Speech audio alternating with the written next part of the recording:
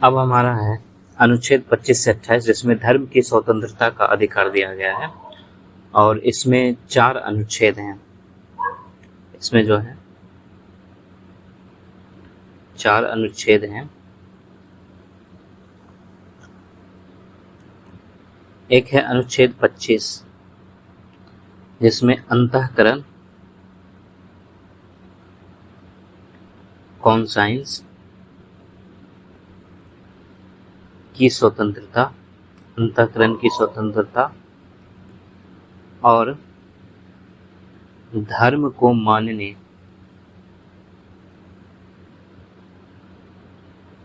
आचरण करने, वो प्रचार, प्रोपेगेट करने की स्वतंत्रता है, करने की स्वतंत्रता है। और दूसरा जो है वो है अनुच्छेद 26। इसके अंदर जो है धार्मिक कार्यों के प्रबंधन की स्वतंत्रता है।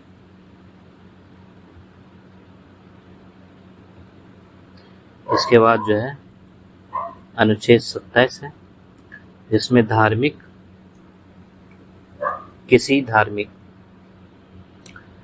किसी विशेष धर्म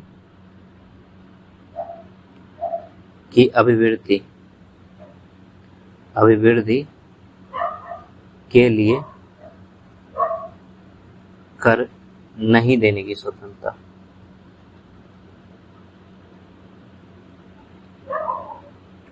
और जो 28वां है उसमें कुछ शिक्षा संस्थाओं में धार्मिक शिक्षा, रिलीजियस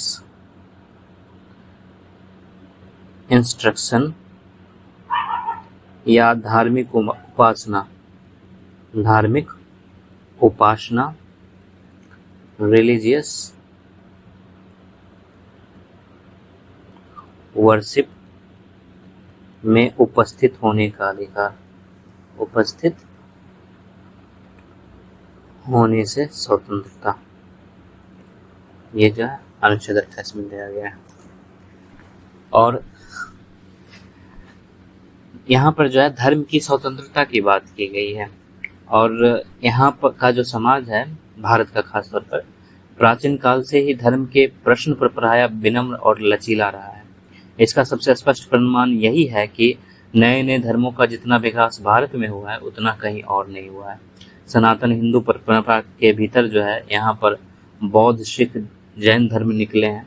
और कुछ अत्यंत विरल अपवादों को छोड़ दे तो नए नए धर्मों की स्थापना से भारतीय समाज में विशेष तनाव नहीं देखे गए हैं।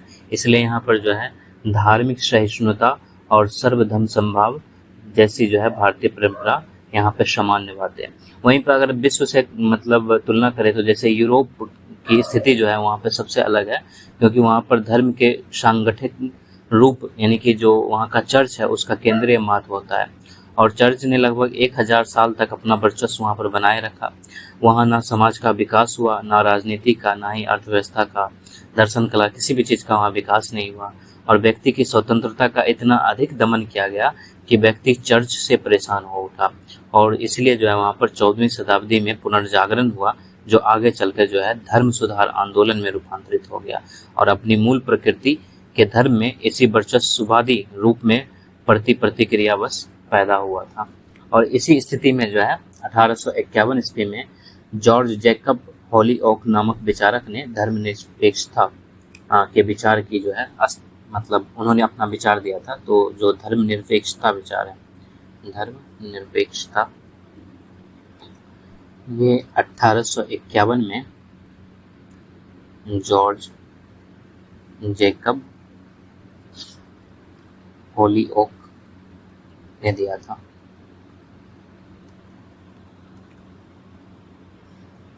जो धर्मनिरपेक्षता है उसकी धारणा क्या है? धर्म निरपेक्षता की धारणा, नोटेशन ऑफ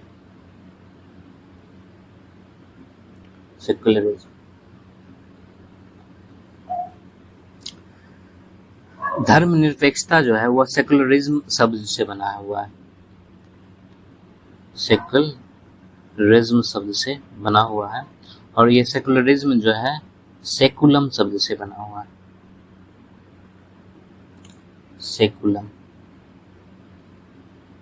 शब्द से बना है, और सेकुलम का अर्थ जो है इहलोक होता है, यानी दिस वर्ल्ड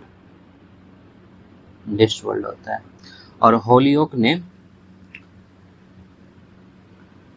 जो होलियोक है, होलियोक ने धर्मनिरपेक्षता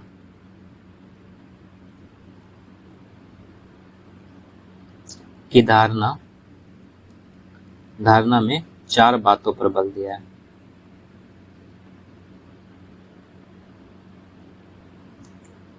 और वो 4 बात कौन कौन से हैं? तो पहला है हमारा चिंतन धर्म से प्रभावित नहीं होना चाहिए। हमारा चिंतन धर्म से प्रभावित नहीं होना चाहिए। हमें या तो धर्म की उपेक्षा करनी चाहिए, या उसका विरोध करना चाहिए,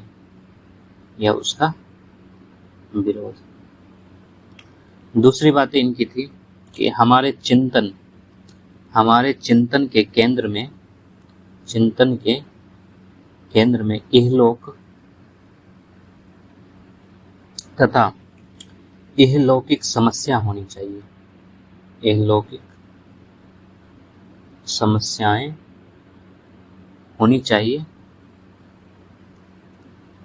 ना कि परलोक या फिर आध्यात्मिक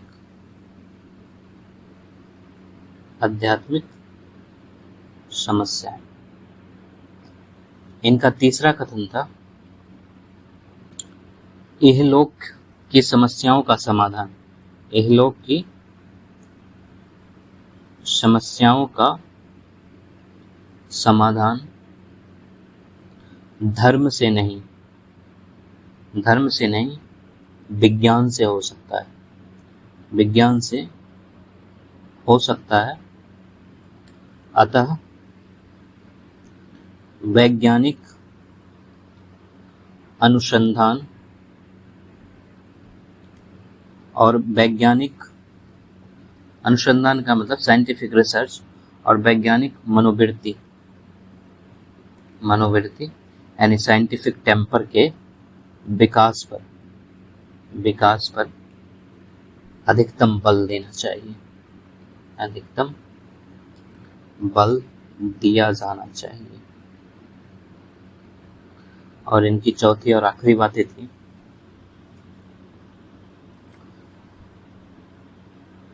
नैतिक होने की शर्त धार्मिक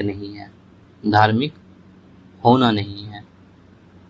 नैतिक होने की शर्त धार्मिक होना नहीं है। व्यक्ति धर्म से तटस्थ, धर्म विमुख या धर्म विद्रोही होकर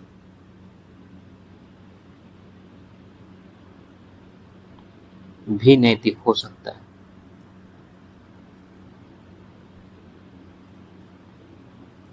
ये इन्होंने कहा था, ये 4 बातें इन्होंने दी थी। और सेकुलरिज्म का यही विचार जो है अंग्रेजों के माध्यम से भारत पहुंचा। जिस समय भारत में धर्म सुधार आंदोलन चल रहा था उस समय यह विचार भी भारतीय बौद्धिक जगत को प्रभावित कर रहा था। उस समय के धर्म सुधारक तथा सामाजिक विचारक इस अवधारणा और भारतीय समाज में इसकी प्रासंगिकता को लेकर पसोपेश में थे। जैसे कि महात्मा गांधी ने इस शब्द को खारिज कर दिया। उन्होंने दावा किया कि धर्म तो भारतीय समाज का मूल स्वभाव है, इसलिए धर्म से निरपेक्ष होने का अर्थ अपने मूल स्वभाव के विरुद्ध जाना है और ऐसी नीति पर चलकर कोई भी समाज आगे नहीं बढ़ सकता। हमारे समाज की विशिष्ट जरूरतों को देखते हुए सर्वधर्म संभाव उपयुक्त अवधारणा है ना कि धर्मनिरपेक्षता। वहीं पर जो दूसरे और जो है पंडित जवाहरलाल नेहरू थे, उन्होंने धर्मनिरपेक्षता की धारणा को उचित माना और आधुनिक समाज के लिए इसकी उपयोगिता पर बल दिया। और जो संविधान है उसके कई हिस्सों में ऐसे प्रावधान किए गए हैं जो भारत को धर्मनिरपेक्ष राज्य बनाता है। संविधान के वे हिस्से जिसमें भारत के धर्मनिरपेक्ष राज्य की अवधारणा है।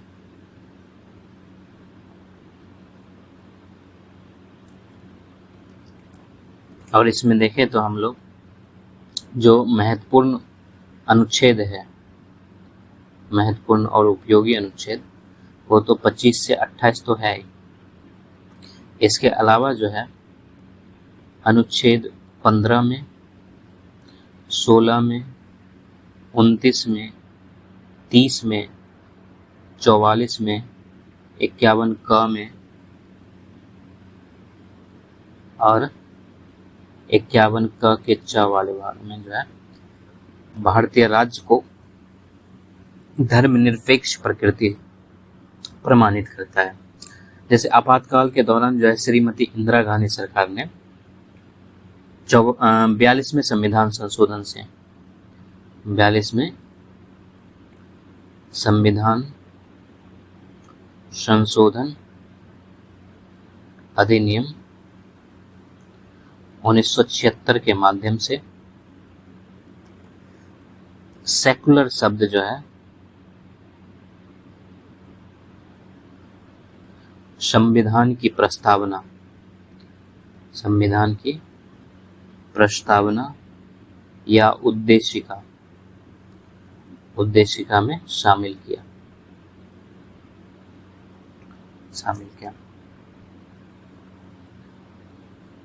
ये चीजें हैं।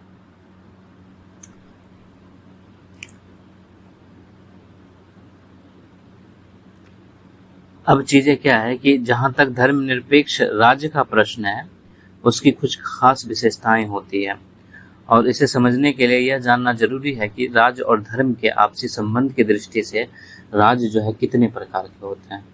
अगर हम एक टॉपिक बनाना चाहें तो यहाँ पर बना सकते हैं कि राज्य और धर्म के आपसी संबंध की दृष्टि से राज्य के प्रकार। जैसे कि एक जो है धर्मतंत्र होता है, थियोक्रेसी।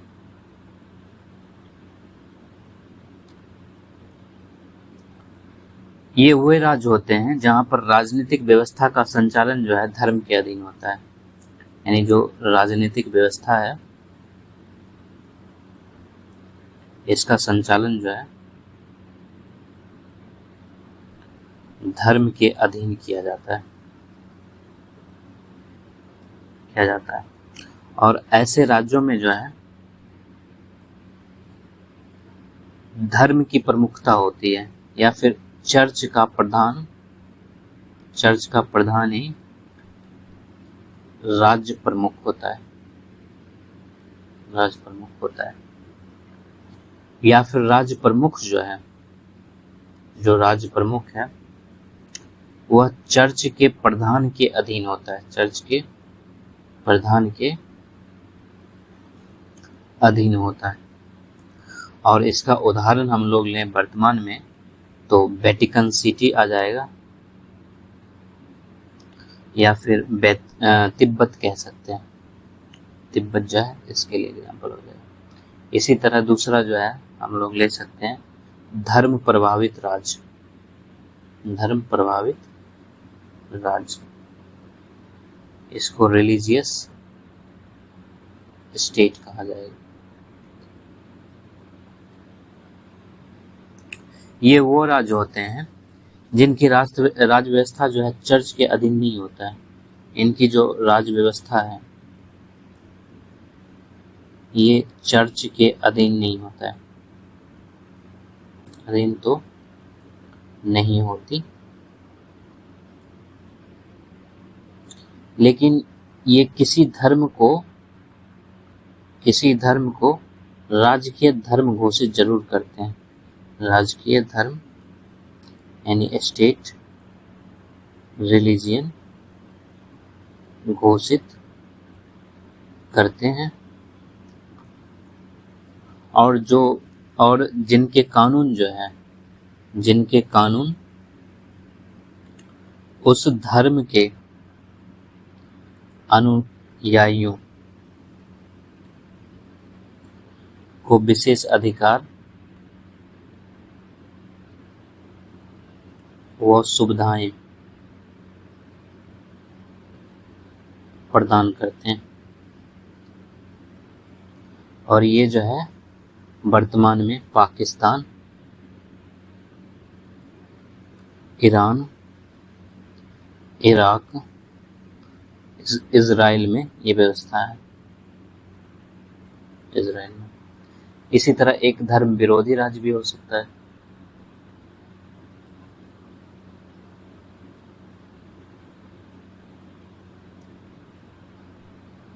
एंटी रिलीजियस स्टेट,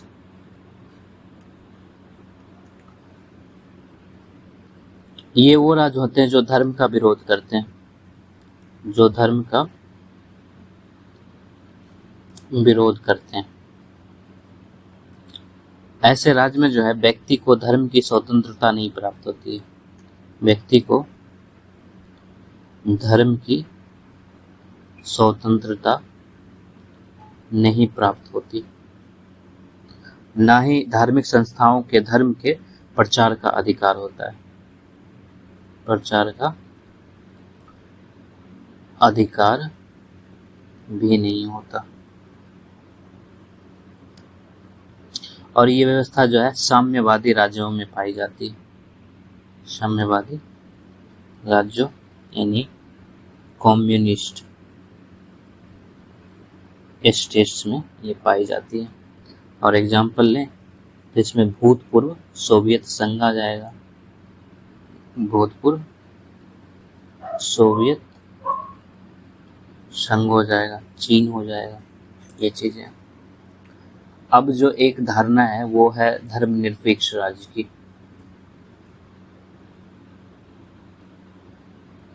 धर्मनिरपेक्ष राज्य, सेकुलर स्टेट। ये वो राज्य होते हैं जिसमें राज्य ना तो धर्म का विरोध करता है, और ना ही वह किसी धर्म विशेष के अधीन या उसके प्रभाव में होता है,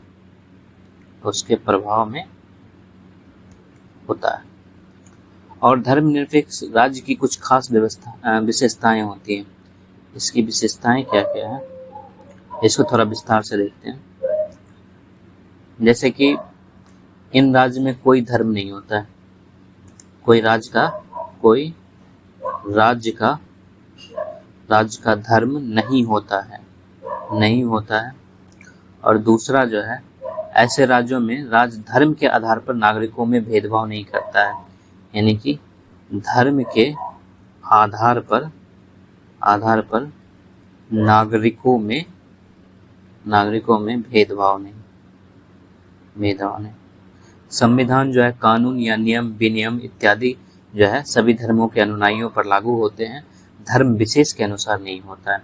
और तीसरा जो है, प्रत्येक व्यक्ति को धार्मिक स्वतंत्रता का अधिकार प्राप्त होता है। प्रत्येक व्यक्ति को धार्मिक स्वतंत्रता का अधिकार प्राप्त होता है।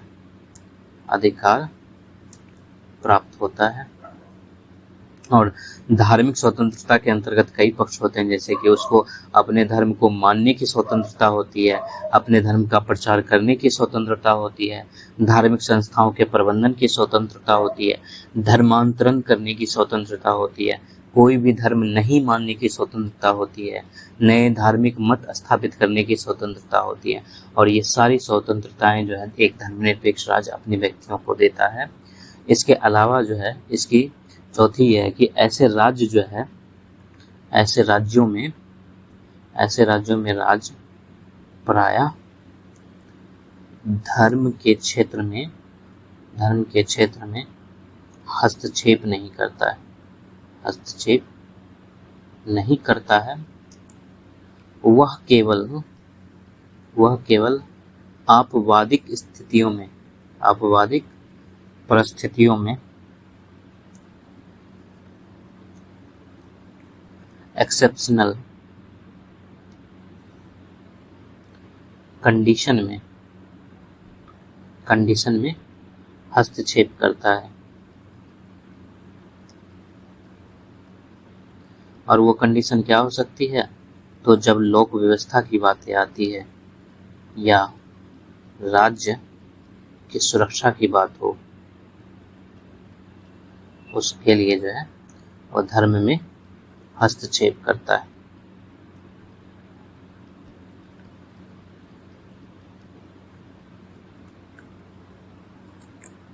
ये चीजें हैं। अब जो धर्मनिरपेक्ष राज्य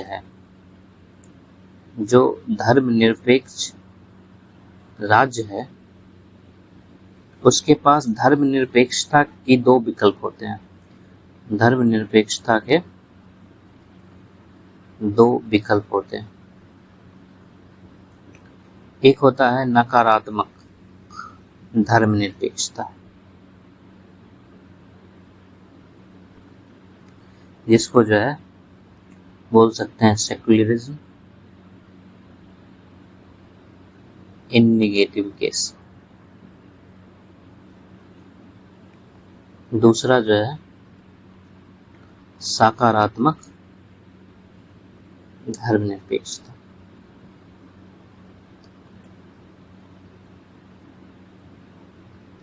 सेक्युलरिज्म इन पॉजिटिव सेंस। अब जो नकारात्मक धर्मनिरपेक्षता है, इसमें ये राज्य जो है धर्म से पूर्णतः विमुख होता है। ये राज्य धर्म से पूर्णतः विमुख होता है, विमुख रहता है। और ये जो है पूर्णतः विमुख नहीं रहता, पूर्णतः विमुख नहीं रहता। ये किसी धर्म के पक्ष में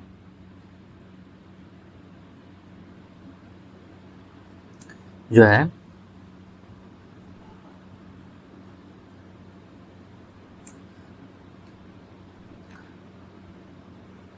ये किसी धर्म के पक्ष में नहीं रहता, किसी धर्म विशेष के पक्ष में नहीं रहता, किंतु सभी धर्मों पर संतुलन बना के जरूर रखता है। सभी धर्मों पर संतुलन बना के जरूर रखता है। अब प्रश्न उठता है कि भारत के मामले में क्या है, कि भारतीय राज्य जो है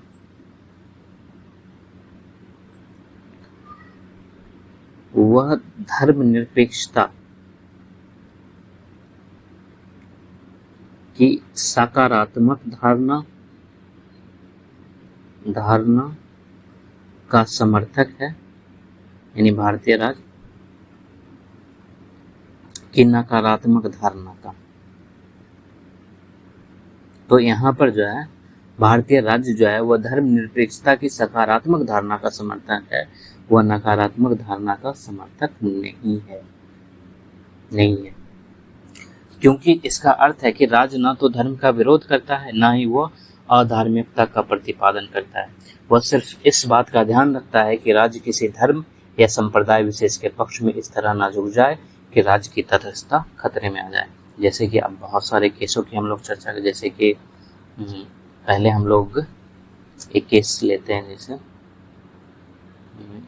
जैसे SR बिमोई केस लेते हैं। SR बिमोई बनाम भारत संघ, ये 1994 का केस था। और ये जो है, ये केस धर्मनिरपेक्षता की दृष्टि से अत्यंत महत्वपूर्ण था। और यह मामला प्रत्यक्ष रूप से जो है, ये अगर इस मामला का देखें तो यह मामला प्रत्यक्ष रूप से अनुच्छेद 356 के दुरुपयोग के संबंध में था।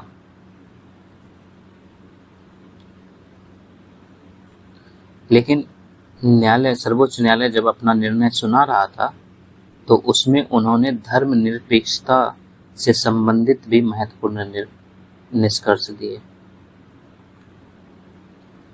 इसलिए ये केस जो है धर्मनिरपेक्षता के मामले में महत्वपूर्ण हो जाता है। और इसमें उन्होंने कहा कि धर्मनिरपेक्षता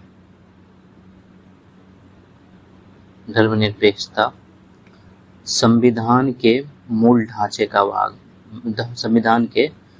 ढांचे का हिस्सा है। मूल ढांचे में यानी बेसिक स्ट्रक्चर में शामिल है। इसका अर्थ है कि धर्मनिरपेक्षता को संविधान संशोधन के माध्यम से भी हटाया नहीं जा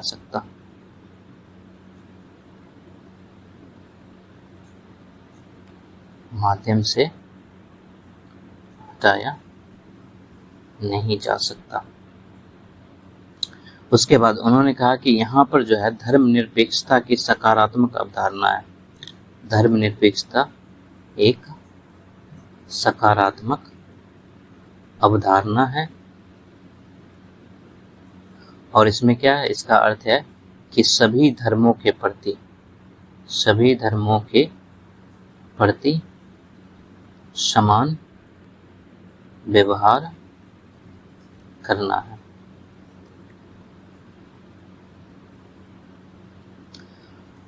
ये चीजें जी इसमें कहा गया। इसके अलावा एक महत्वपूर्ण बात ये भी कहा गया था कि राज्य के मामलों में धर्म की कोई भूमिका नहीं होती, कोई भूमिका नहीं होनी चाहिए। राज्य सभी धर्मों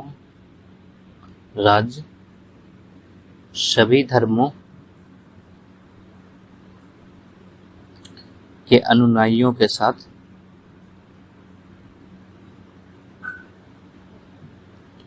एक सा व्यवहार करें।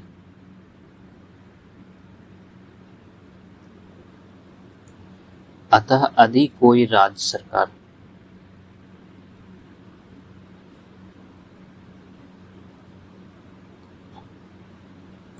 धर्मनिरपेक्षता का उल्लंघन करती है तो वह संविधान के विरुद्ध कार्य करती है। संविधान के विरुद्ध कार्य करती है और ऐसी स्थिति में उसके खिलाफ अनुच्छेद 356 का प्रयोग वैध माना जाएगा। इसमें उन्होंने निर्णय दिया था। अब जो है हम अपने अनुच्छेद पे चलते हैं। मेरा पहला अनुच्छेद है अनुच्छेद 25, जिसमें अंतःकरण और धर्म की स्वतंत्रता है।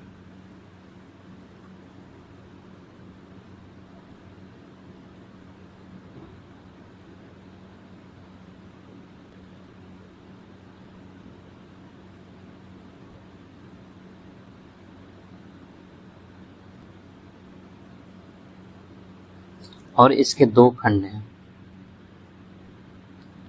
एक है 25(1) और दूसरा है 25(2). जो 25(1) है, हम लोग 25(1) को देख ही लेते हैं सीधा।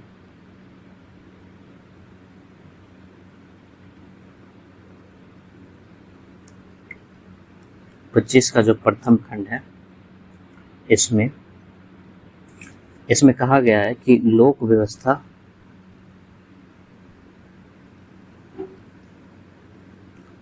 पब्लिक ऑर्डर, सदाचार, मोरालिटी और स्वास्थ्य, हेल्थ तथा इस भाग के अन्य उपबंधों के अधीन रहते हुए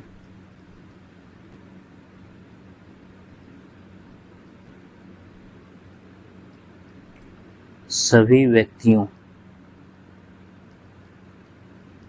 को अंतःकरण की स्वतंत्रता,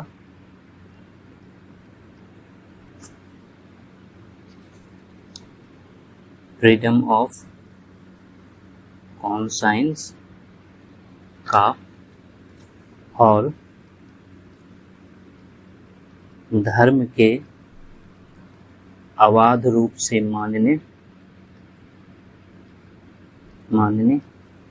आचरण यानी प्रैक्टिस करने और प्रचार, प्रोपेगेट करने का समान हक होगा। ये अनुच्छेद 25 के प्रथम खंड में कहा गया है। इसमें जो है कुछ वर्ड जो है प्रयोग किए गए हैं, शब्द जो विशेष महत्व के हैं, जैसे कि इसमें अंतःकरण शब्द का प्रयोग किया गया है। इसके अलावा जो है इसमें धर्म शब्द का प्रयोग किया गया है, आचरण का प्रयोग किया गया है, प्रचार का प्रयोग किया गया है। तो इसका अर्थ है कि प्रत्येक व्यक्ति अपनी व्यक्तिगत विचारधारा, सोच, आस्था तथा चेतना के अनुसार जीवन जीने का अधिकार रखता है। जो अंतःकरण की स्वतंत्रता है वह सिर्फ धर्मनिष्ठ जीवन से नहीं जुड़ी है, वह धर्म से तटस्थ व्यक्ति की स्वतंत्रता को भी समेट लेती है। जहाँ तक धर्म शब्द की बात है, संविधान में उसकी कोई परिभाषा नहीं है। धर्म जैसी जटिल संकल्पना को परिभाषित करना संभव भी नहीं होता है।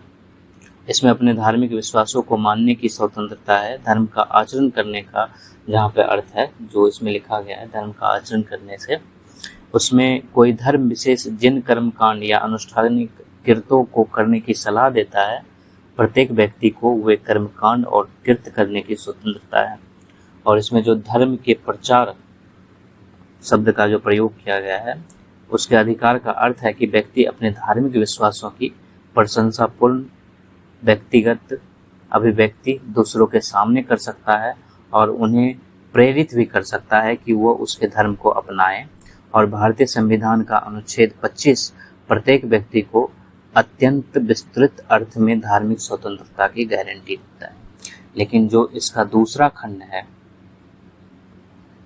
जो है अनुच्छेद 25(2), वह इस पे जो है युक्ति युक्त निर्बंधन भी लगाता है, इसी पे लगाता है।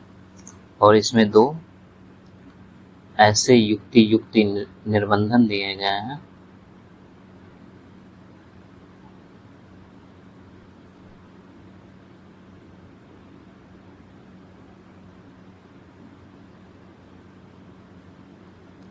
बताए गए हैं जो धार्मिक स्वतंत्रता को सीमित करता है। धार्मिक स्वतंत्रता को सीमित करता है। ऐसे जो है अगर हम लोग अनुच्छेद 25(1) को देखें, उसमें भी 3 निर्बंधन हैं। जैसे कि अनुच्छेद 25 का प्रथम खंड में इसमें भी 3 निर्बंधनों की चर्चा है।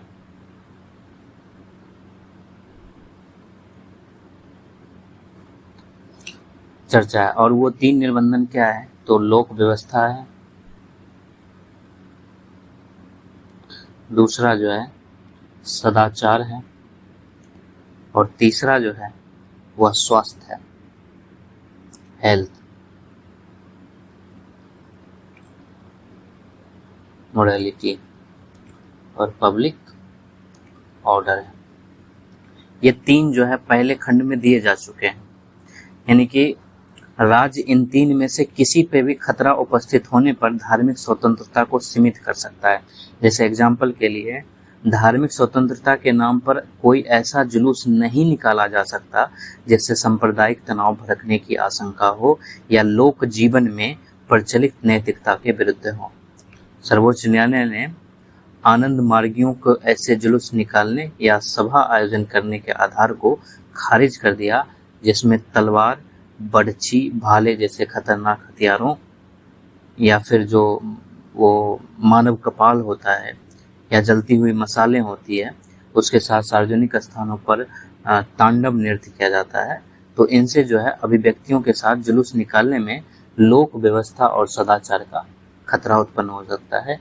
तो ये सर्वोच्च न्यायालय ने उसको प्रतिबंधित किया है। और ये जो है 25 के प्रथम खंड में ये 3 निर्बंधनों की चर्चा की जा चुकी है, लोक व्यवस्था, सदाचार और स्वास्थ्य। अब जो 25(2) में दिया गया है उसके 2 इसमें जो है युक्त निर्बंधन दिए गए हैं। जैसे इसके अंदर जो है अनुच्छेद 25(2) का क वाले पार्ट में जो है इसमें बताया गया है कि राज्य धार्मिक आचरण से संबंधित किसी गैर धार्मिक पक्ष जैसे आर्थिक, वित्तीय या राजनीतिक पक्ष को विनियमित करने के लिए विधि बना सकता है।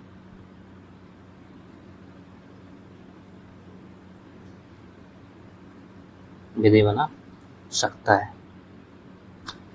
तो यहाँ पर जैसे कि धार्मिक क्रियाओं के 2 पक्ष होते हैं। जैसे हम लोग समझने की कोशिश करें तो एक जो धार्मिक क्रिया होती है इसके 2 पक्ष होते हैं। एक पक्ष तो धार्मिक हो जाता है और दूसरा पक्ष जो है वो गैर धार्मिक हो जाता है। यहाँ पर जो शब्द यूज किया गया वो गैर धार्मिक है और इसको समझने की हम लोग कोशिश कर रहे हैं। जो धार्मिक क्रिया है यह वह हिस्सा है, यानी कि धार्मिक क्रिया का वह हिस्सा जो धर्म की मूल भावना का प्रतिनिधित्व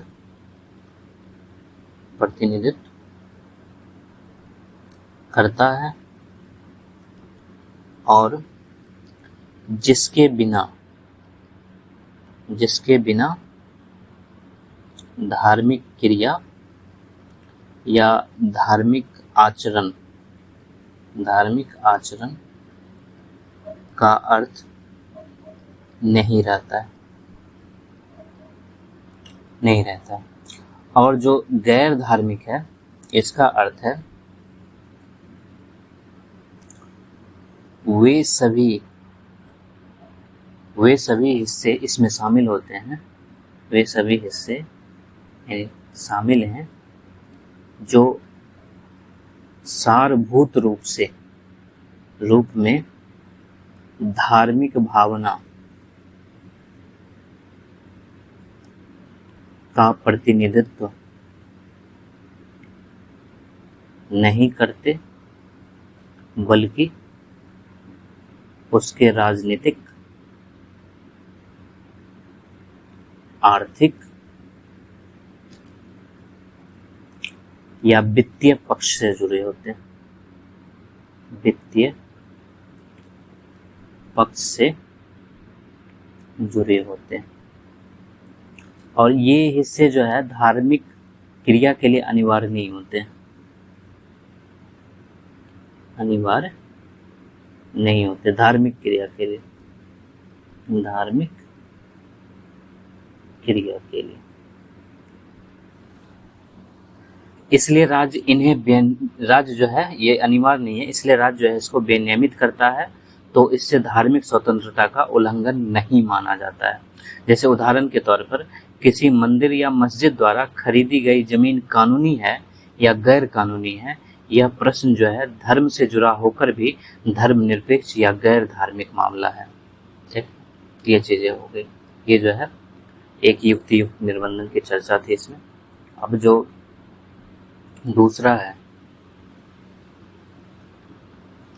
वो है अनुच्छेद 25(2) का ख।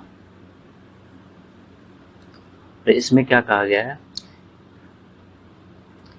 इसमें व्यवस्था है कि सामाजिक कल्याण और समाज सुधार के लिए धार्मिक स्वतंत्रता को सीमित किया जा सकता है, धार्मिक स्वतंत्रता को सीमित किया जा सकता है।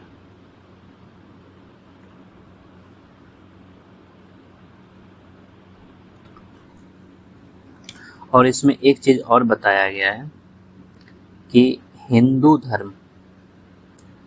धर्म की धार्मिक संस्थाएं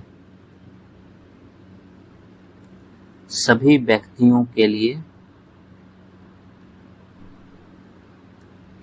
खुले, ऐसी व्यवस्था लागू करने के लिए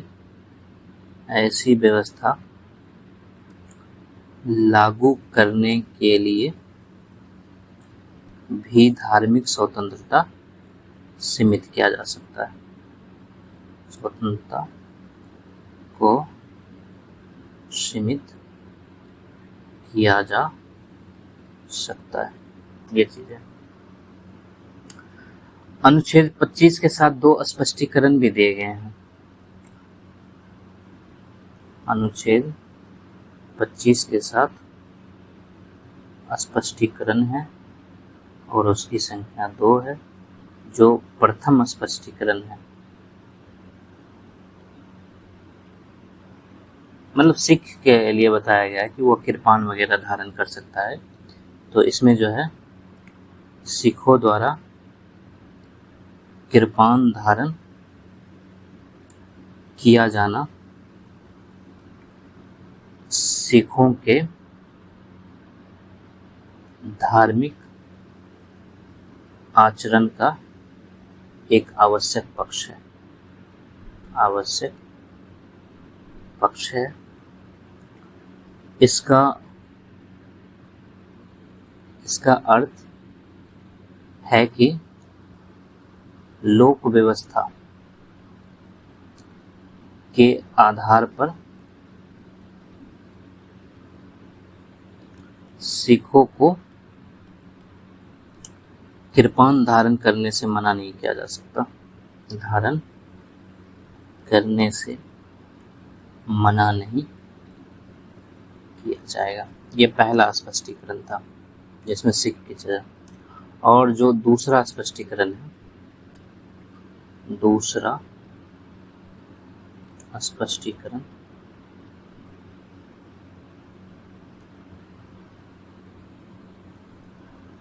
इसमें बताया गया कि अनुच्छेद 25(2) का इसमें जो हिंदू शब्द प्रयोग किया गया था के प्रयोजन के लिए हिंदू शब्द में सिख, जैन व बौद्ध धर्मों के अनुयायी भी शामिल है। तो इसका अर्थ ये हुआ कि राज्य जिस तरह हिंदू मंदिरों को सभी के खोलने की बाध्यता आरोपित कर सकता है, सभी के लिए खोलने की बाध्यता आरोपित कर सकता है, वैसे ही इन 3 समुदायों के उपासना स्थलों को भी जनता के सभी वर्गों के लिए खुलवाने का आदेश दिया जा सकता है। इसका मतलब ये हुआ।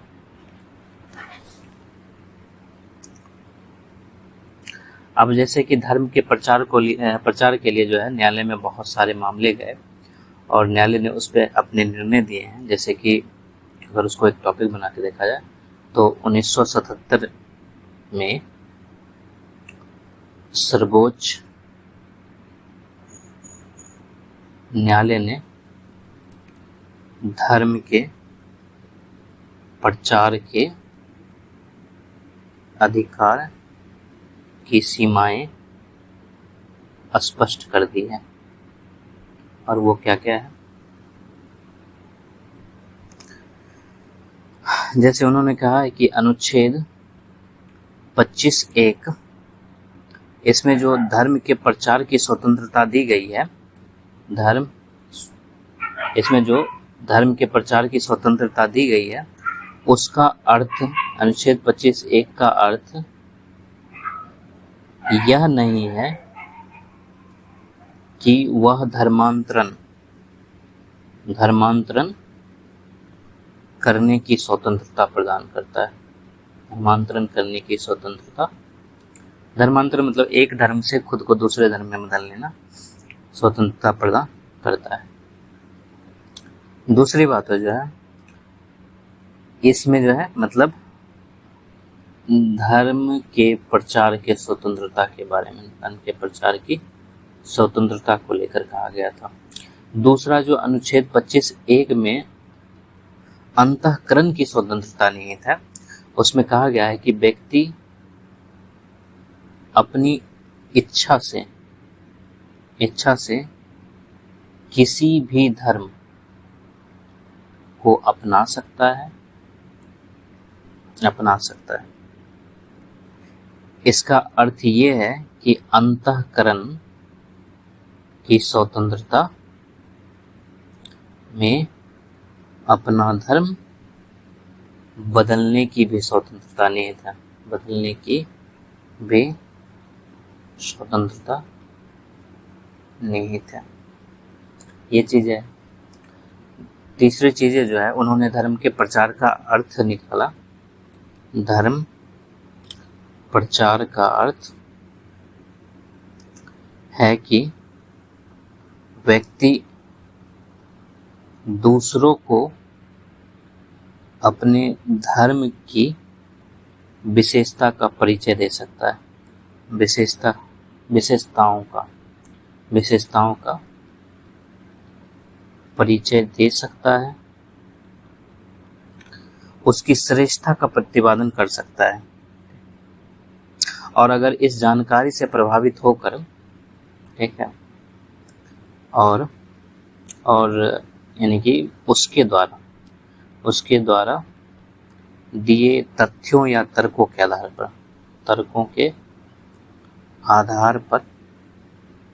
आधार पर कोई व्यक्ति प्रभावित होकर स्वेच्छा से अपना धर्म छोड़कर उसके धर्म में दीक्षित होता है तो इसे भी जो है अंतःकरण की स्वतंत्रता की अभिव्यक्ति माना जाएगा।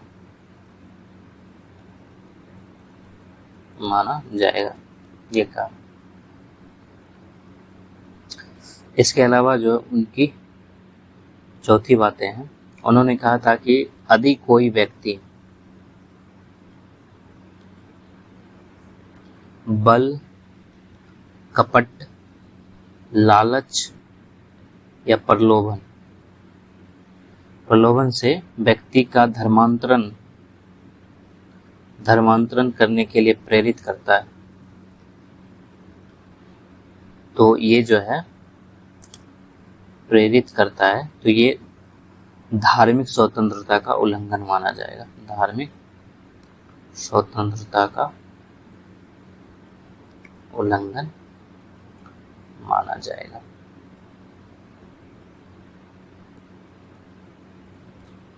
इसके बाद जो है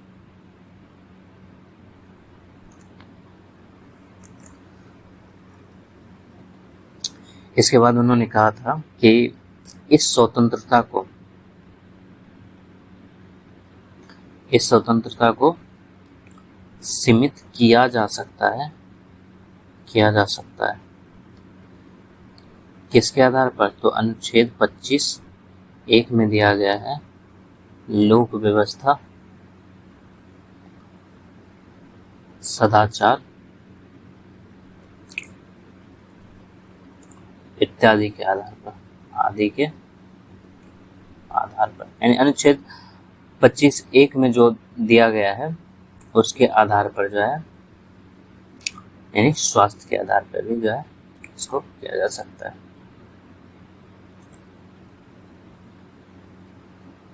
स्वास्थ्य के आधार पर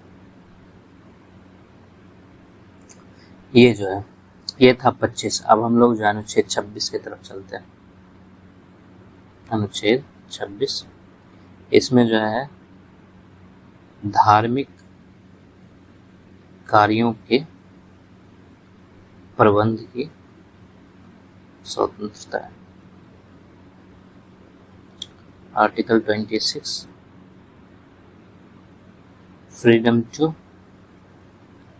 मैनेज रिलीजियस अफेयर्स।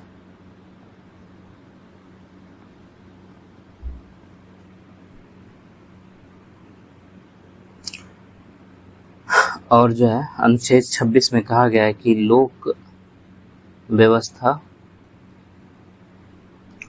सदाचार और स्वास्थ्य के अधीन रहते हुए प्रत्येक धार्मिक संप्रदाय या उसके अनुभाग को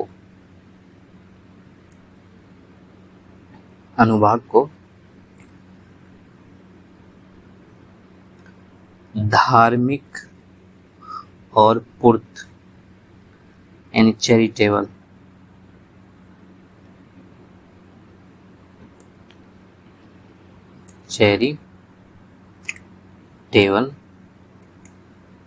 प्रयोजनों के लिए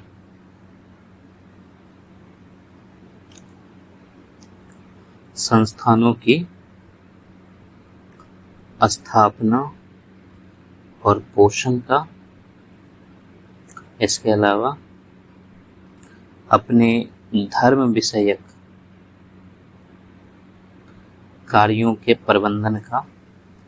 प्रबंध करने का, इसके अलावा जो है जंगम यानी मूवेबल और अस्थावर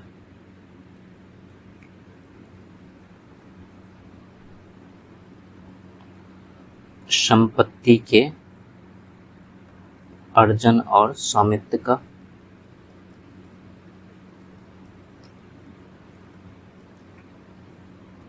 और जो है ऐसी संपत्ति का विधि के अनुसार प्रशासन करने का सारा जो है ये सब करने का अधिकार होगा। ये अनुच्छेद 26 में कहा गया है।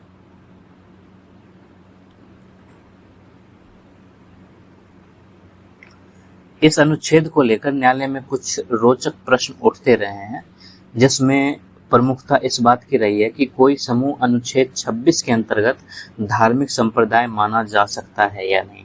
उदाहरण के लिए जैसे कि एक सवाल उठा कि हिंदुओं को एक धार्मिक संप्रदाय माना जाए या हिंदुओं के भीतर अपनी पृथक विचारधारा और उपासना विधि रखने वाले को उपसंप्रदायों को। सर्वोच्च न्यायालय ने निर्धारित किया कि विस्तृत अर्थ में हिंदू तथा सीमित अर्थ में शैव, वैष्णव आदि समुदायों को अनुच्छेद 26 के अनुरूप धार्मिक संप्रदाय माना जा सकता है। और जो अनुच्छेद 26 का ख भाग है,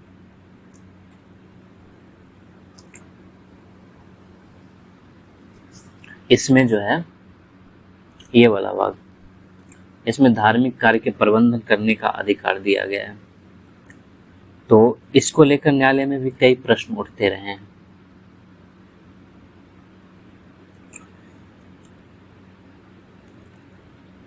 और एक विवाद यह था कि धार्मिक मामलों के प्रबंध की कोई सीमा है या नहीं।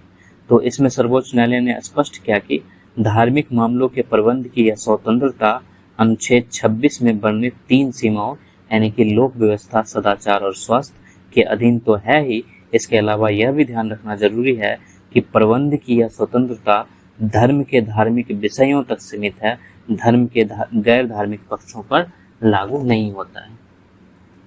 इसके बाद जो है हमारा अनुच्छेद 27 है, जिसमें किसी विशेष धर्म की उन्नति के लिए करना देने की स्वतंत्रता, ये है article 27, freedom as to payment of taxes for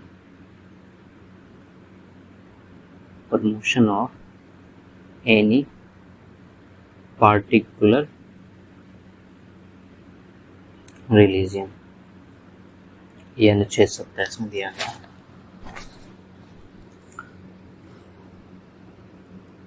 जो अनुच्छेद 27 है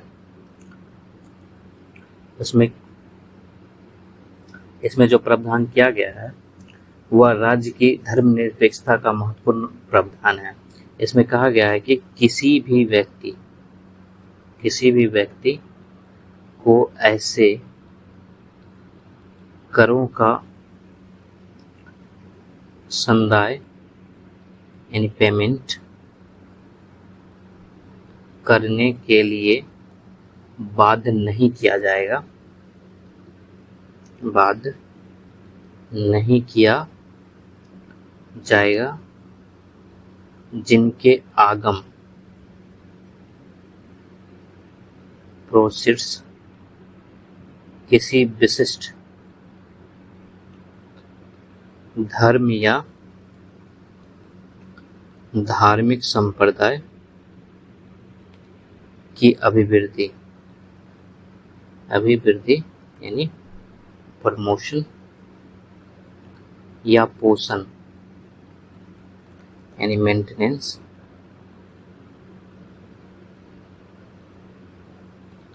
में व्यय करने के लिए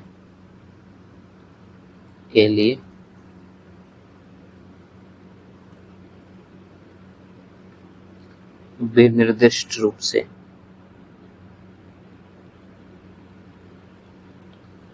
विनियोजित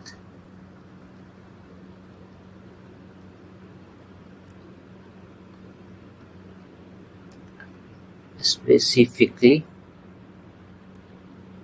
एप्रोप्रिएट किए जाते हैं।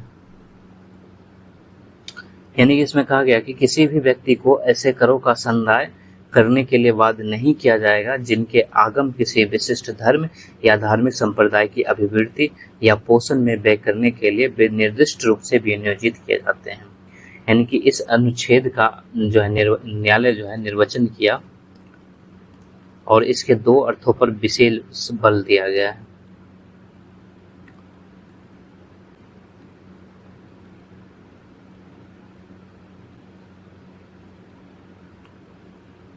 पहला है कि किसी भी व्यक्ति को किसी विशेष धर्म या संप्रदाय की उन्नति या पोषण के लिए कर देने को बाध्य नहीं किया जाएगा। दूसरा है, जो कर राज्य ने साधारण रीति से एकत्रित किए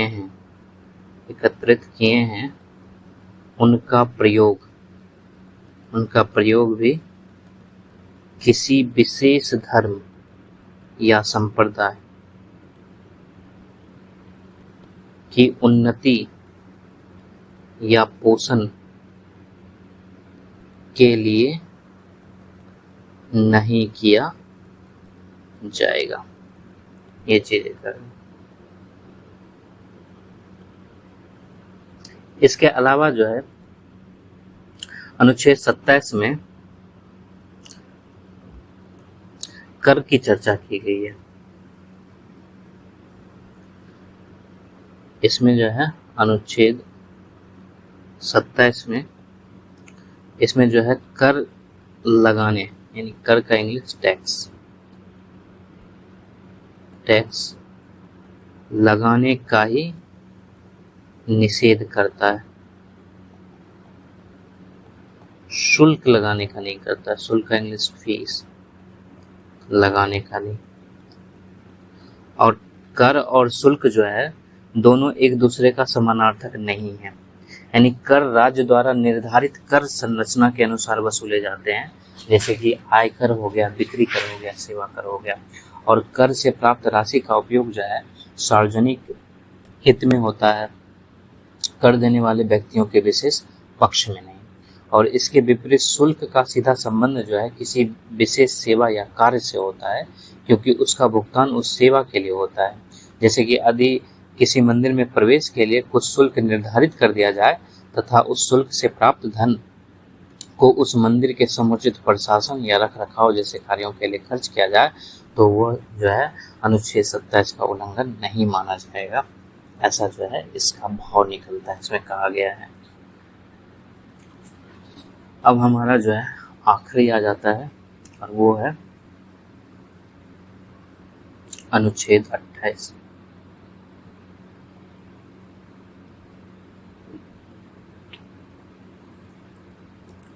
कुछ शिक्षा संस्थाओं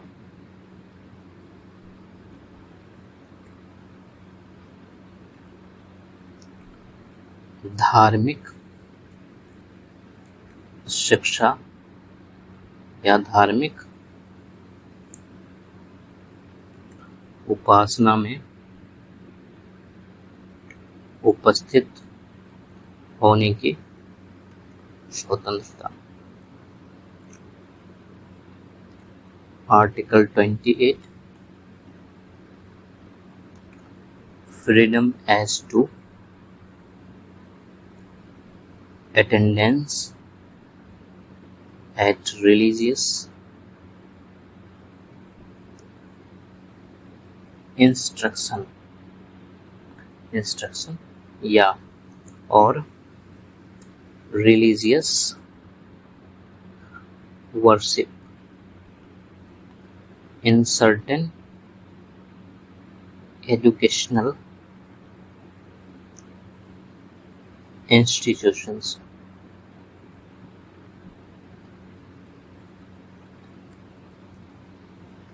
और अनुच्छेद 28 भी धर्मनिरपेक्षता की दृष्टि से बहुत महत्वपूर्ण है और इसके 3 खंड हैं। और खंड कौन कौन से हैं? तो एक है 28(1), 28(2), 28(3 है। हम लोग एक एक करके अनुच्छेद देख लेते हैं।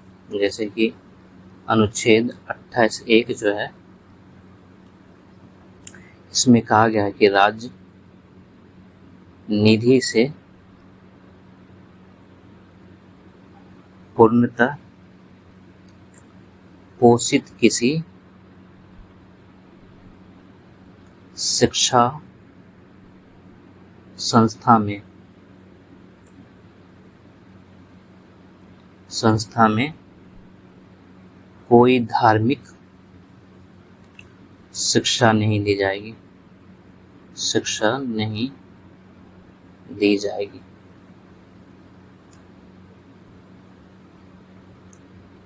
अनुच्छेद 28(2) में इसमें कहा गया है कि खंड 1 की कोई बात ऐसी शिक्षा संस्था को लागू नहीं होगी जिसका प्रशासन राज्य करता है, किंतु जो किसी ऐसे विन्यास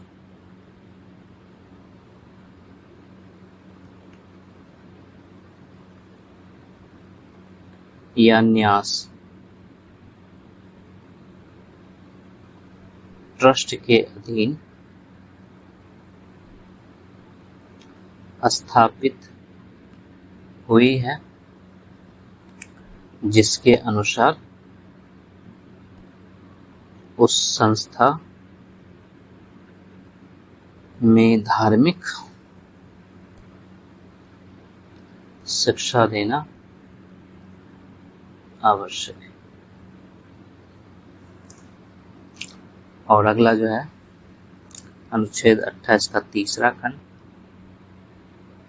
इसमें कहा गया है कि राज्य से मान्यता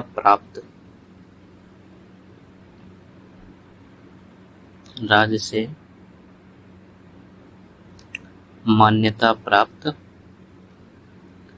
या राजनिधि से सहायता पाने वाली शिक्षा संस्था में उपस्थित होने वाले किसी व्यक्ति को ऐसी संस्था में दी जाने वाली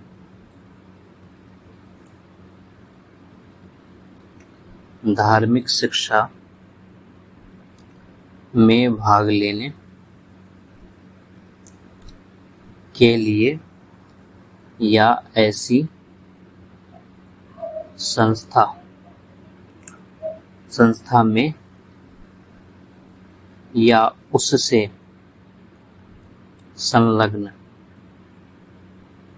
स्थान में की जाने वाली धार्मिक उपासना में उपस्थित होने के लिए तब तक बाध्य नहीं किया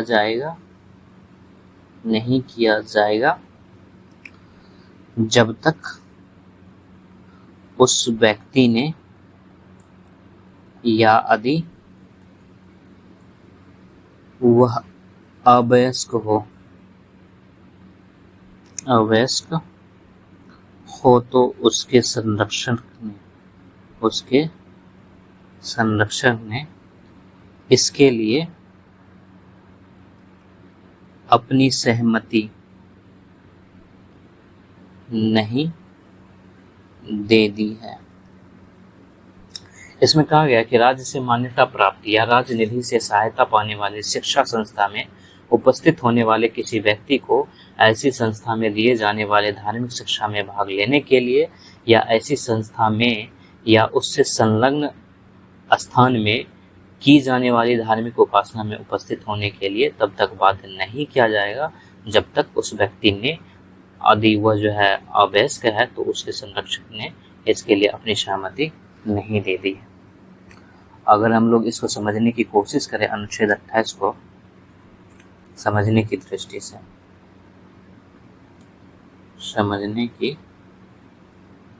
से, अनुच्छेद 28। तो इसको जैसे समझा जा सकता है, राज्य के सभी शैक्षिक संस्थाओं को 4 वर्गों में, यानी अनुच्छेद 28 के आधार पर वर्गों में बांटा जा सकता है। और वो क्या क्या होंगे? एक होगा राज्य द्वारा पूर्णतः वित्त पोषित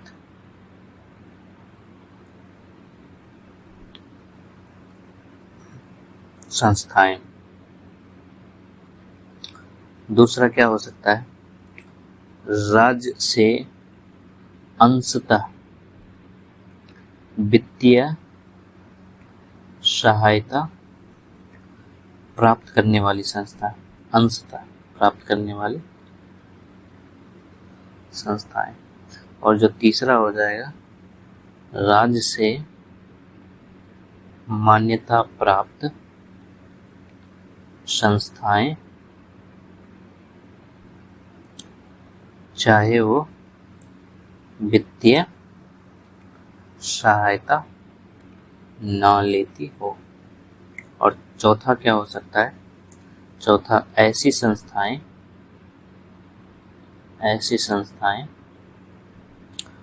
जो राज्य द्वारा प्रशासित हो, किंतु जिनकी स्थापना किसी धार्मिक न्यास आदि के अधीन हुई है, और जहां धार्मिक शिक्षा देना आवश्यक है,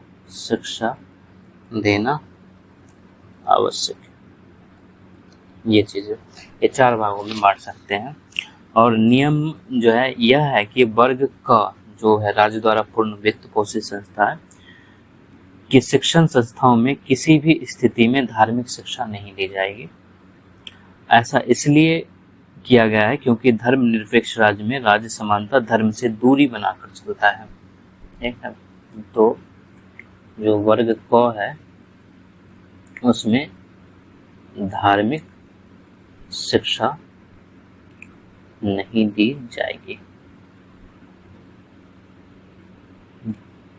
और यदि राज्य द्वारा पूर्णतः वित्त पोषित संस्था में धार्मिक शिक्षा दी जाएगी तो जो है धर्म निरपेक्षता पर प्रश्न उठ सकता है। और फिर जो हमारा वर्ग ख और वर्ग ग है, यानी कि ख में जो है राज्य से अंशतः वित्तीय सहायता प्राप्त करने वाली संस्था है, और ग में जो है राज्य से मान्यता प्राप्त वाली संस्था है।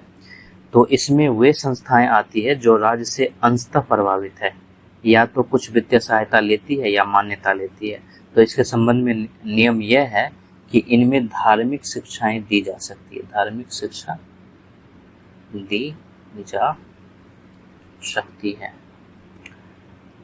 लेकिन किंतु यदि कोई व्यक्ति जो है, यदि कोई व्यक्ति भिन्न धर्म को मानता हो, किसी भिन्न धर्म को मानता हो, तो उसकी सहमति के बिना उसे धार्मिक शिक्षा या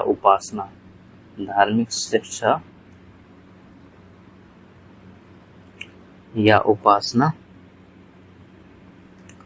में उपस्थित होने के लिए बाध्य नहीं किया जा सकता, उपस्थित रहने के लिए बाध्य नहीं किया जा सकता, ये चीजें।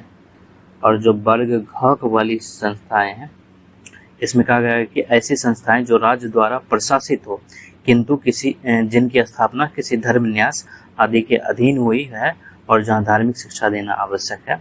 तो ग में जो है, घ में वे संस्थाएं आती है जो राज्य द्वारा प्रशासित है किंतु धार्मिक न्यास आदि के तहत स्थापित की गई है। जैसे उदाहरण के लिए जो है इसमें मदरसा बोर्ड ले सकते हैं, इसके जो शिक्षण संस्थान होते हैं इसके अंतर्गत शामिल हैं। और ऐसी संस्था जो है धार्मिक शिक्षा देने के लिए स्वतंत्र है।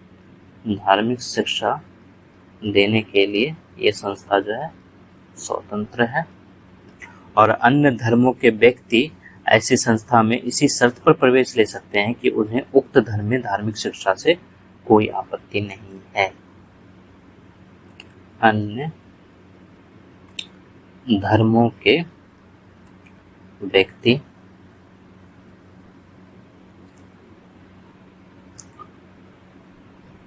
ऐसी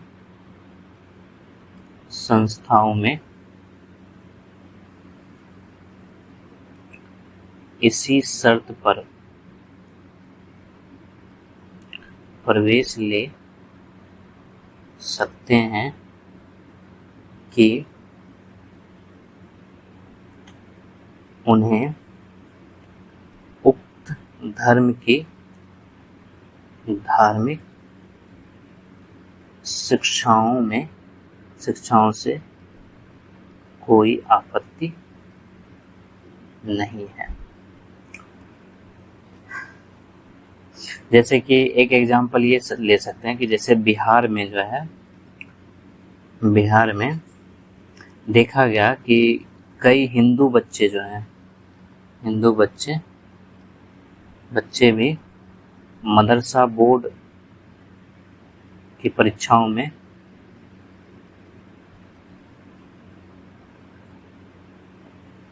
सम्मिलित हो रहे हैं। तो ये चीजें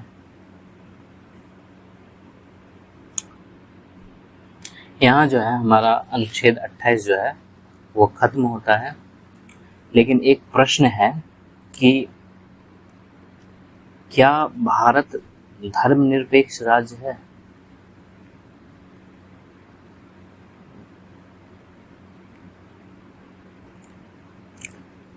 Is India a secular state?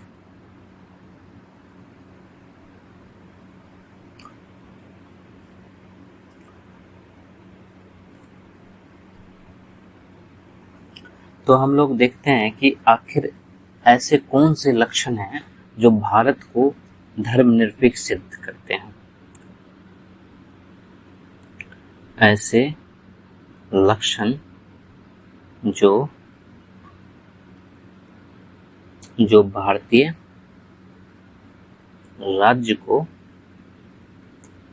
धर्मनिरपेक्ष सिद्ध कर सकते हैं। तो जैसे कि भारत के संविधान में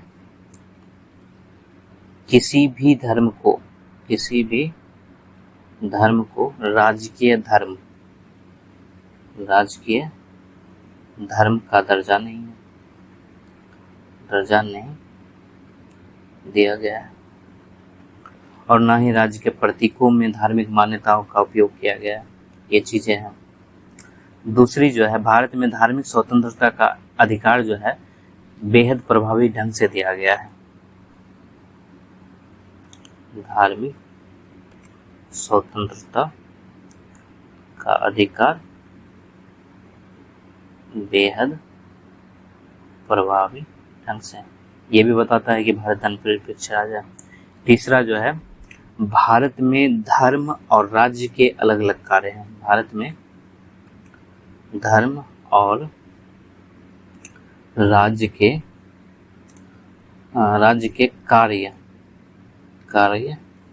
अलग अलग हैं। राज्य धर्म से संबंधित धर्मनिरपेक्ष या गैर धार्मिक कार्यों में अपनी भूमिका निभाता है।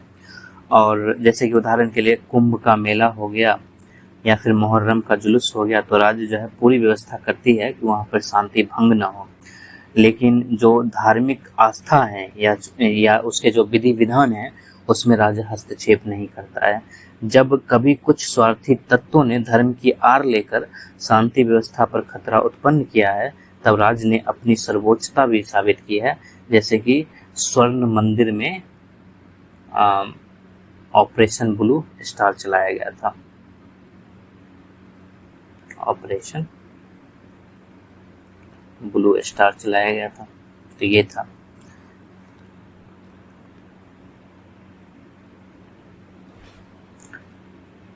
इसके अलावा ये भी कह सकते हैं कि राज्य जो है, राज्य द्वारा जो संचालित शिक्षण संस्थान है, शिक्षण संस्थान, उसमें धार्मिक आधार पर प्रवेश नहीं दिया जाता है। धार्मिक आधार पर प्रवेश नहीं। तो ये भी बताता है कि भारत जो है धर्मनिरपेक्ष राज्य है। इसके अलावा जो है भारतीय राज्य जो है, भारतीय राज्य सभी नागरिकों के लिए, सभी नागरिकों के साथ समान व्यवहार करता है। सभी धर्मों के सभी नागरिकों के साथ समान व्यवहार करता है। और इसकी चर्चा जो है आर्टिकल 15-16 में किया गया है, जिसमें किसी भी नागरिक को धर्म के आधार पर भेदभाव का पात्र नहीं बनाया जाएगा। इसके अलावा आर्टिकल जो है 25 से 28, उसमें जो है प्रत्येक व्यक्ति को धर्म की स्वतंत्रता की विस्तृत गारंटी दिया गया है। तो इसके आधार पर हम कह सकते हैं कि भारत राज्य जो है धर्मनिरपेक्ष राज्य है। इसके अलावा जो है जो भारत के आपराधिक कानून हैं, भारत के आपराधिक कानून, ये भी सभी नागरिकों के लिए समान है। नागरिकों के लिए समान है। चाहे हम आईपीसी की बात करें, यानी भारतीय दंड संहिता, अब ये बदल चुका है, या फिर हम लोग जो है आपराधिक प्रक्रिया संहिता की बात करें, प्रक्रिया संहिता। आईपीसी का अर्थ होता है इंडियन पिनल कोड, और इसको जो है सीपीसी कहा जाता है, क्रिमिनल प्रोसीजर कोड, ये कहा जाता है। इसके आधार पे भारत के आपराधिक कानून भी सभी नागरिकों के लिए समान है। इसके आधार पे भी किसी के साथ भेदभाव नहीं किया जाता। के आधार पर भेदभाव नहीं। ये अब जो है हम लोग वैसी सूची देखते हैं जहां पर धर्मनिरपेक्षता के चरित्र पर प्रश्न खड़ा होता है। धर्मनिरपेक्ष चरित्र पर, मतलब जो ये सिद्ध करता है कि भारत धर्मनिरपेक्ष राज्य नहीं है, प्रश्न खड़ा कर देता है। वैसी सूची देखते हैं, जैसे कि भारत जो है, भारतीय राज्य अनुच्छेद 30 के माध्यम से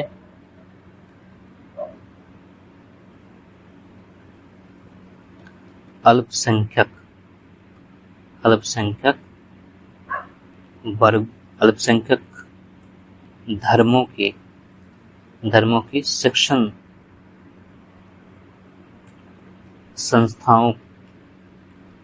संस्थाओं को विशेषाधिकार,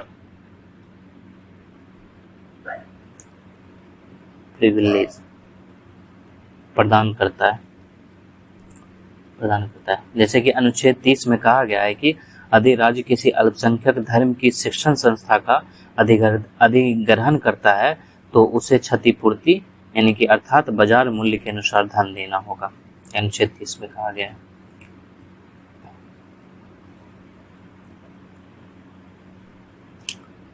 यदि राज्य किसी अल्पसंख्यक धर्म की शिक्षण संस्था का अधिग्रहण करता है तो उसे क्षतिपूर्ति कंपनसेशन यानी अर्थात बाजार मूल्य के अनुसार धन देना होगा, ये कहा गया। और इसके विपरीत क्या है कि बहुसंख्यकों की शिक्षण संस्था का अधिग्रहण होता है तो राज्य विधि के अनुसार निर्धारित राशि देगा। और यही फर्क पैदा करती है कि यदि बहुसंख्यकों की शिक्षा संस्था का अधिग्रहण होता है तो राज्य विधि के अनुसार निर्धारित राशि देगा। ये इसके अलावा ये भी लिखा है कि किंतु बाजार मूल्य के अनुसार क्षतिपूर्ति देने के लिए बाध्य नहीं होगा। तो यहाँ पर हम जो देख सकते हैं कि बहुसंख्यक धर्मों के कई अनुयायी जो है इसको धर्मनिरपेक्षता के विरुद्ध मानते हैं। धर्म निरपेक्षता, क्योंकि यहाँ पर सभी के साथ समान व्यवहार नहीं है, के विरुद्ध मानते हैं, तो ये चीजें विरुद्ध हो जाता है। दूसरा जो है वो भारत में समान आपराधिक संहिता है। समान आपराधिक संहिता है भारत में, यानी यूनिफॉर्म क्रिमिनल कोड है, यह है। लेकिन किंतु समान नागरिक संहिता नहीं है। नागरिक संहिता नहीं है। अभी कुछ राज्यों में लागू है, जैसे उत्तराखंड में लागू किया गया इसे कोड नहीं है, लेकिन सब जगह नहीं है। तो इसका कारण ये है कि इस कारण सिविल प्रकृति के प्रमुख विषय जैसे कि विवाह हो गया, तलाक हो गया और उत्तराधिकार हो गया,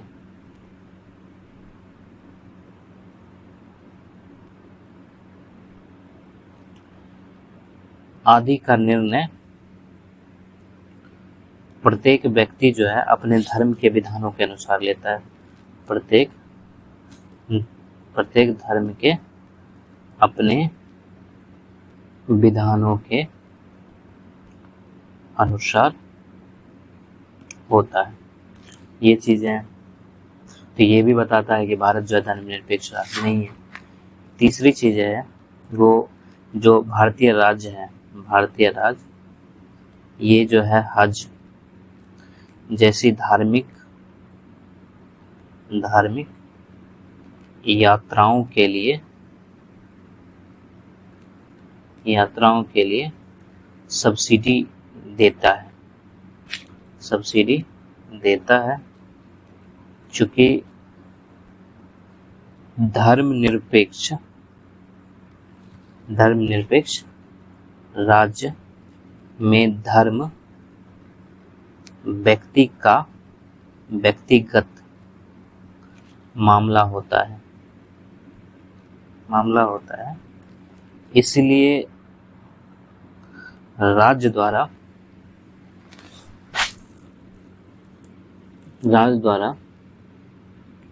धार्मिक यात्राओं के लिए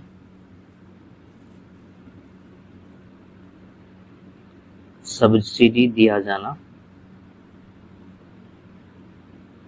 धर्मनिरपेक्षता की नीति से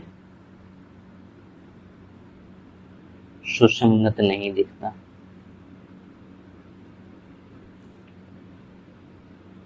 इसके अलावा जो है चौथी चीजें हम ये बता सकते हैं कि भारतीय राज्य के अधिकांश अवकाश धार्मिक त्योहारों के अवसरों पर होते हैं जो कुछ लोगों की राय में धर्मनिरपेक्षता के खिलाफ है। धर्मनिरपेक्षता के खिलाफ है। इसके अलावा कुछ आलोचक ये भी कहते हैं कि भारतीय राजनीति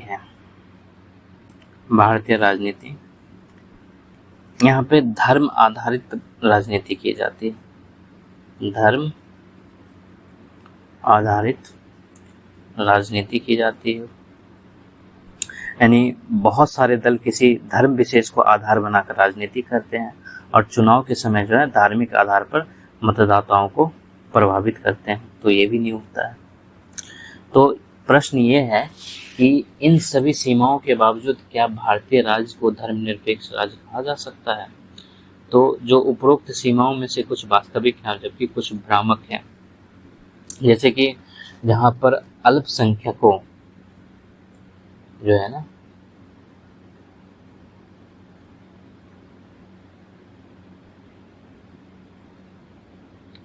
यहाँ पर जो है जहां तक अल्पसंख्यक शिक्षण संस्थानों की बात है, वह विशेषाधिकार संरक्षणात्मक भेदभाव की नीति का हिस्सा है, क्योंकि अल्पसंख्यक के लिए अपनी संस्कृति की रक्षा करना तुलनात्मक रूप से ज़्यादा कठिन होता है। इसलिए उन्हें यह छूट दी गई है कि यदि वह छूट युक्त सीमाओं के भीतर दी जाती है तो धर्मनिरपेक्ष चरित्र कमजोर नहीं होता है। वो ये पहले बात से स्पष्ट हो जाता है। उसके बाद जो ये हज का यात्रा का प्रश्न है, तो इसमें भी कोई विशेष समस्या नहीं है, क्योंकि राज्य किसी एक धर्म का पक्ष नहीं लेता है, बल्कि सभी धर्मों के गरीब व्यक्तियों को उनकी धार्मिक इच्छाएं पूरी करने में सहायता करता है। जैसे कि अगर हिंदू के लिए मानसरोवर यात्रा के लिए गुजरात और दिल्ली जैसे कुछ राज्यों में सब्सिडी देती है, तो यहाँ पर हज के लिए दिया जा रहा है, तो उसमें भी कोई बड़ी बात नहीं है। उसके बाद जो हमारा समान नागरिक संहिता है, समान नागरिक संहिता का न होना एक सच में बड़ी समस्याएं हैं, और क्योंकि इसके अभाव के कारण राज्य सभी धर्मों के नागरिकों के साथ बराबरी का व्यवहार नहीं कर पाता है। कोशिश भी की जानी चाहिए कि जितनी जल्दी हो सके इसे पूरे देश में लागू किया जाए, और शुरुआत में जो है वैकल्पिक तौर पे जो है उत्तराखंड में इसे लागू किया गया है। और जो छुट्टी का प्रश्न है, कुछ लोगों की इसमें राय है कि 5वें वेतन आयोग की सिफारिश के अनुसार राष्ट्रीय अवकाश केवल 3 होने चाहिए, जो 15 अगस्त, 26 जनवरी और 2 अक्टूबर है, और इसके अतिरिक्त सभी कर्मचारियों को 15 छुट्टी मिले जिन्हें वे अपने अपने त्योहारों के अनुसार ले सकें, और यदि कोई धर्म से तटस्थ व्यक्ति हो तो वह अपने तरीकों से छुट्टी का लाभ ले सके। किंतु धर्मनिरपेक्षता की सकारात्मक धारणा के समर्थक मानते हैं कि अवकाशों की वर्तमान व्यवस्था ही ठीक है, क्योंकि इससे सभी व्यक्तियों को अपने या अन्य धर्मों के त्योहारों में शामिल होने का अवसर प्राप्त होता है, जो अंततः धार्मिक सहिष्णुता की भावना को बढ़ाने में सहायक होता है। तो कुल मिलाकर जो है यह कहा जा सकता है कि कुछ सीमाओं के बावजूद भारत दुनिया में सफल धर्मनिरपेक्ष राज्यों में से एक है। इसका जो है निष्कर्ष में कहा जा सकता है कि कुल मिलाकर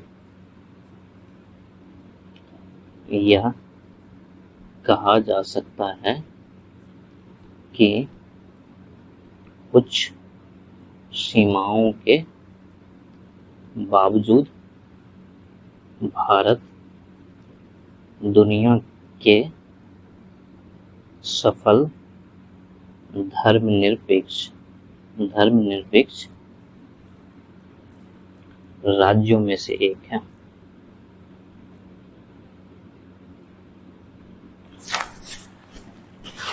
जैसे कि अगर हम लोग इंग्लैंड और नॉर्वे का लें, तो विकसित देश में भी अभी तक धर्म प्रभावित राज्यों की कोटि से बाहर नहीं निकल पाए हैं।